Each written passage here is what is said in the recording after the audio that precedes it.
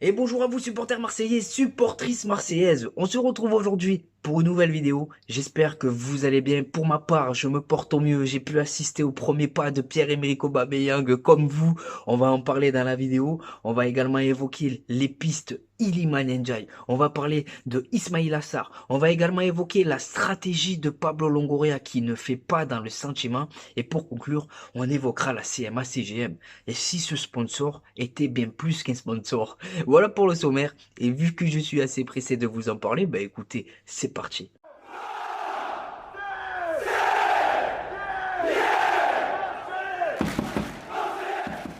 Avant de rentrer dans le vif du sujet, je vous demanderai un maximum de pouces bleus. Et pour toutes les personnes qui vont me découvrir à travers ce contenu, n'hésitez pas à vous abonner. Allez, c'est parti les amis, let's go. Et j'ai envie de commencer par une petite devinette avec vous. Suite au départ de Dimitri Payet, ça le concerne. Donc, avant l'arrivée de Dimitri Payet, qui portait le numéro 10 à l'Olympique de Marseille?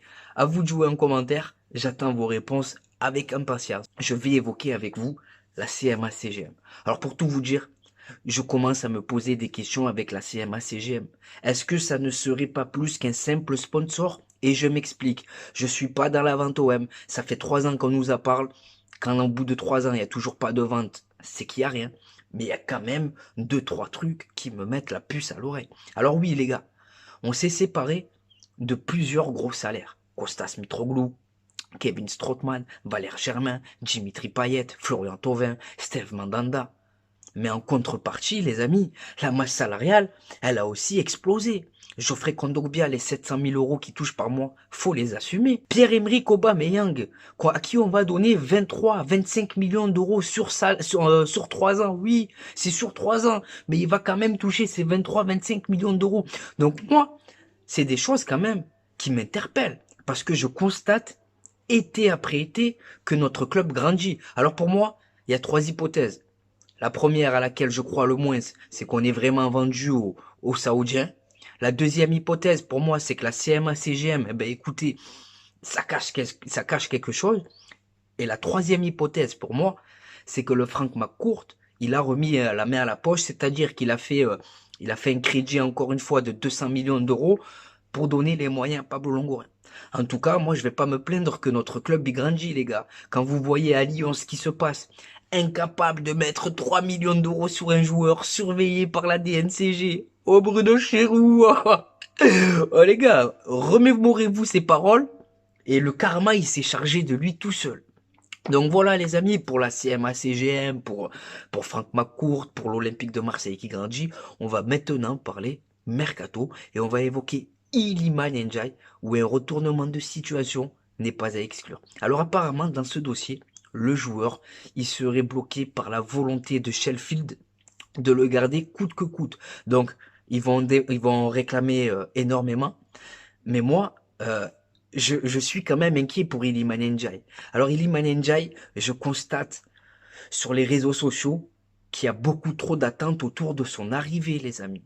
Entre Sheffield United et l'Olympique de Marseille, les amis, il y a 4, 5, 6, 7 planètes. C'est pas du tout le même football. Qu'on se le dise.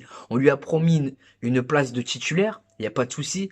Mais est-ce qu'il aura les qualités pour occuper ce rôle? Faut pas oublier, les amis, que l'Olympique de Marseille, c'est un contexte pas évident. C'est une pression de tous les instants. C'est un vélodrome qui attend de toi que tu fasses la différence chaque week-end, match après match. Donc le Iliman Ndiaye, j'espère qu'il aura les épaules assez solides.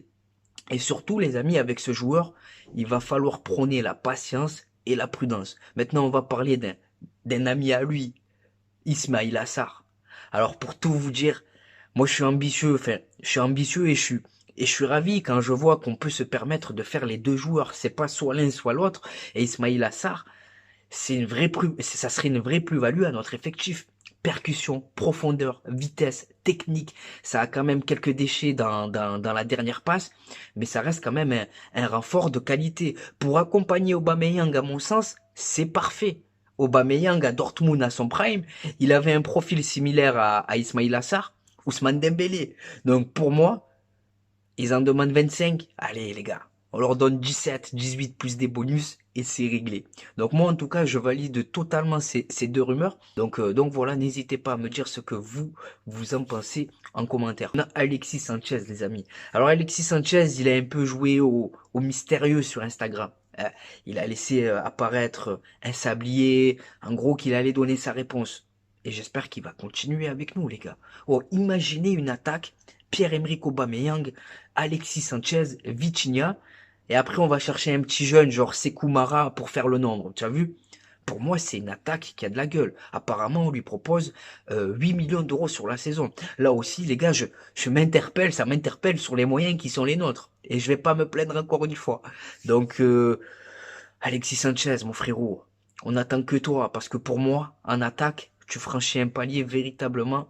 Enfin, avec Aubameyang, c'est déjà très très très très bien. Mais pour moi, tu franchis véritablement un palier en associant Aubameyang et Alexis Sanchez. Donc, on t'attend, grande jugador.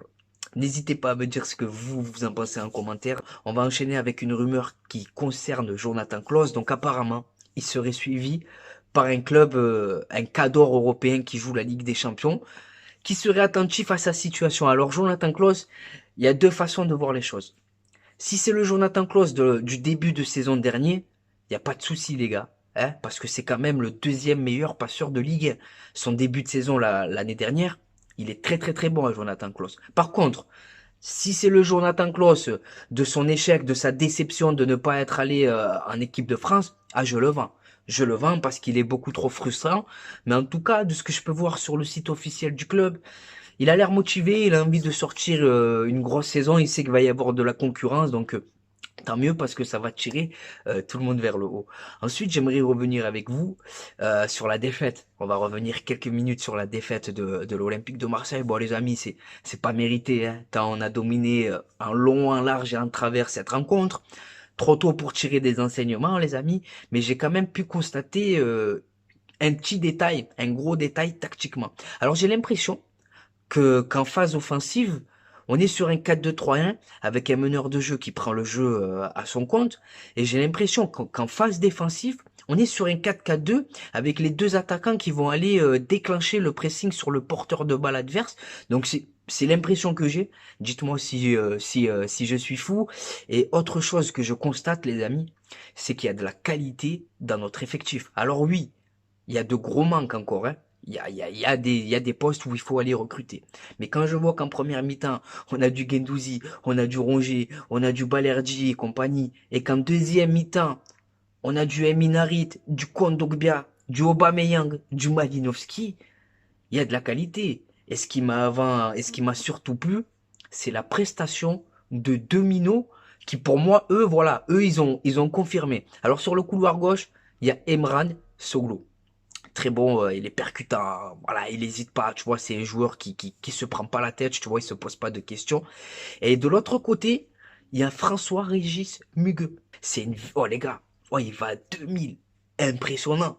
On a vu aussi les premières minutes du duo Vitinha-Aubameyang. Aubameyang qui s'est procuré quelques situations. Manque de chance pour lui, c'était pas son jour. Il a récupéré le numéro 10 de Dimitri Payet, les gars. Ah, moi, ça me fait de la peine. J'aurais aimé voir les deux ensemble. Mais bon, Longoria, il en a décidé autrement. On a pu voir aussi le retour d'Azzi Ounahi. Voilà, Azzi Ounahi, tu sens qu'il est bien, qu'il s'est bien remis de sa blessure. Techniquement, voilà, c'est toujours propre Azzi Ounahi. Par contre, je me suis posé la question, les amis, et répondez-moi en commentaire. Chancel Mbemba, est-ce que c'est normal qu'il n'ait pas joué encore la moindre minute en préparation, si je vous dis pas de bêtises? Le match face à Nîmes, j'ai pas pu le voir. Mais le match face au KS Eupen, j'ai pu le voir. J'ai vu qu'on l'a fait tourner un peu, tout le monde a pu jouer, mais pas Chancel Mbemba. Alors je sais pas s'il est blessé, mais en tout cas, dites-moi-le, j'espère que ça sent pas le départ.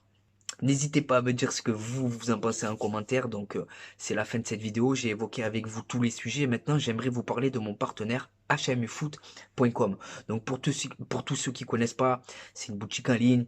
Tu peux te procurer le beau maillot d'avant-match de l'Olympique de Marseille pour 26 euros. Il y a les ensembles de survêtements, les maillots d'avant-match, les polos, tout y est les amis. 26 euros le maillot, 10% de réduction avec le code promo TPAMS. Donc n'hésitez pas à aller faire un tour chez hmufoot.com. Ensuite, il y a mon compte Snapchat les amis. N'hésitez pas à m'ajouter Khalil-6 TPAMS 13. Donc je vous relais les infos de l'OM, je vous filme un peu ma petite vie quotidienne, ce que j'ai envie de montrer bien évidemment. Ensuite on a Instagram, donc sur Instagram on est sur un contenu différent. C'est moi et ma grosse tête au Vélodrome, moi et ma grosse tête devant le parc Vic-Jambouin, moi et ma grosse tête en vacances. Voilà, c'est un contenu différent, donc c'est TPAMS 13. Ensuite on a Twitter, Twitter c'est TPAMS 13 13 13. Là aussi, on est sur un contenu différent. Je réagis à chaud sur l'actualité olympienne et je réagis à chaud sur l'actualité footballistique tout court. Et enfin, pour conclure, on a TikTok.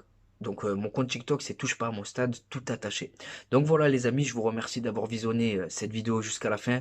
Pour ma part, je vais partir me baigner parce qu'il fait cagnard, direction le lac et rejoins-moi sur mes réseaux sociaux si tu veux voir à quoi ça ressemble.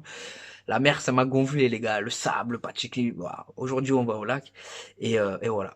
N'oublie pas l'ami, notre virus à nous, c'est l'OM. Ciao le sang.